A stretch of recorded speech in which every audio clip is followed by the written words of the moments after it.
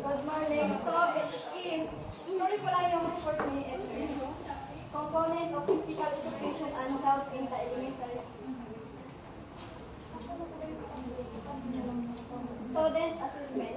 Student assessment is the gathering of evidence about pupil achievement, making inference about pupil progress.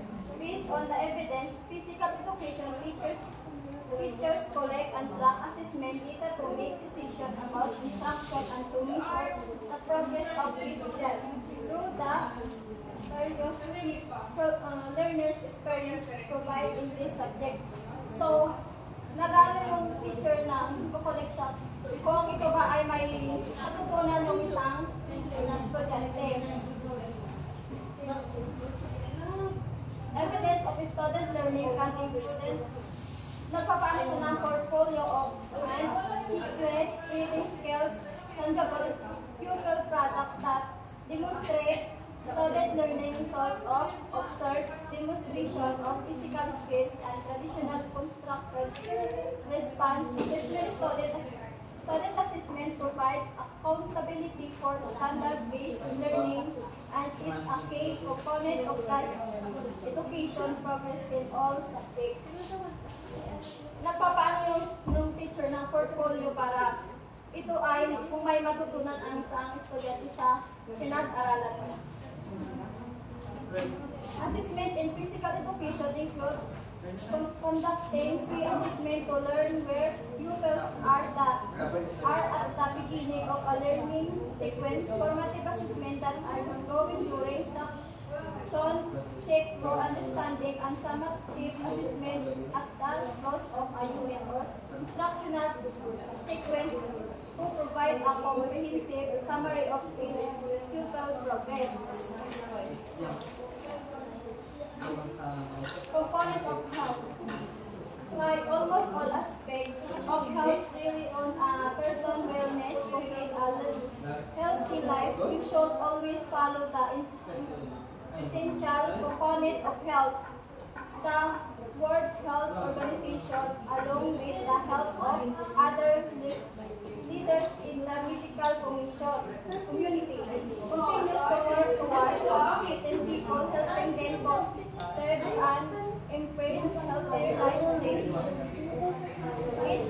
Meron tayong 6 na component of health sa physical, social, cognitive, emotional, and cultural, and spiritual health. Medical professionals such as you are with us influencing the 6 component of ito yung 6 na component of health. Ito ay physical health.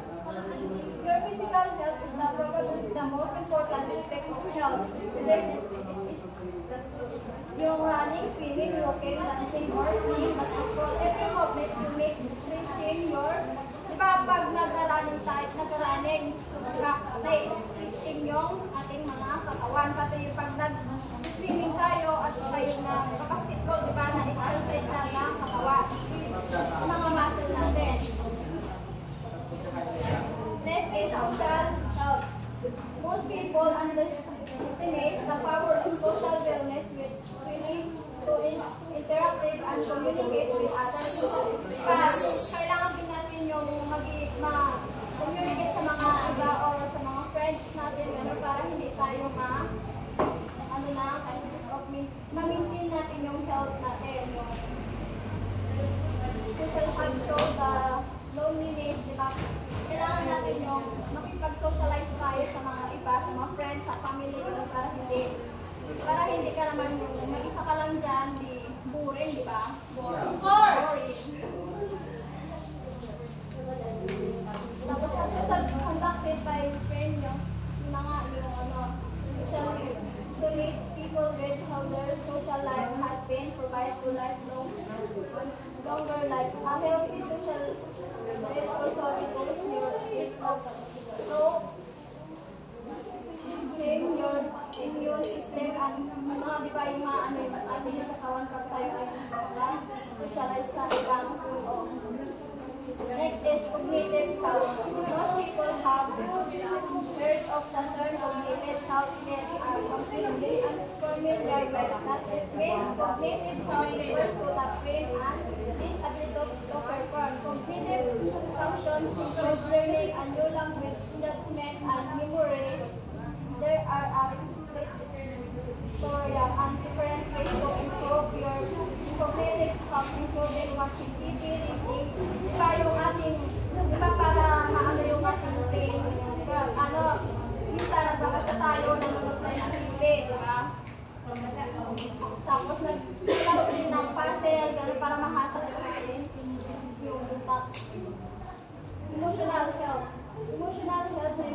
of the most important aspects of health. It is the constantly overlooking and emotionally health person who's practicing with the ability to not only recognize reality but also to meet the demands of daily life. To have good emotional health, you must be confident and comfortable in your skin, with also because being free of mental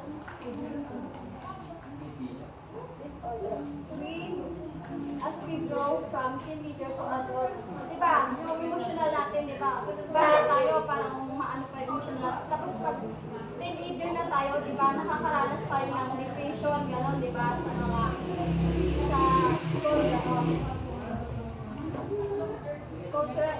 Cultural of the society we live in constantly influence our health and wellness. So, the cultural health refers to the specific demographic that allow everyone to live a healthier lifestyle. Your environment and cultural continuously influence your life. To maintain good cultural health, you should around yourself with a healthy living and work environment.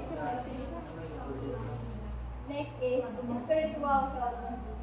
To have a healthy mind and body, you should always embrace a healthier spiritual lifestyle. Spiritual health can provide you 10 extra push needed to make it through a long day of work.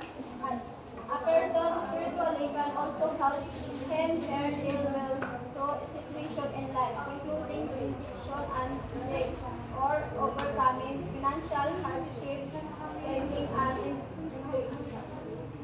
individual to a proper spiritual direction will help them her maintain a harmonious relationship with the higher being and the people around.